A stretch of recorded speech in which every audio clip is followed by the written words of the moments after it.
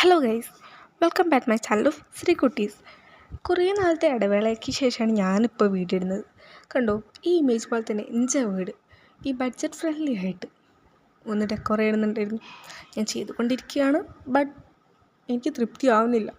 But എൻ്റെ ഇപ്പോഴത്തെ room പുതിയ സ്കൂളിലോട്ടാണ്, പുതിയ ക്ലാസ്സിലോട്ടാണ്. അപ്പോൾ പഴയ ബുക്കൊക്കെ ഒന്ന് വെക്കണം. വീട്ടുകാരെല്ലാവരും സപ്പോർട്ടിലാണ്.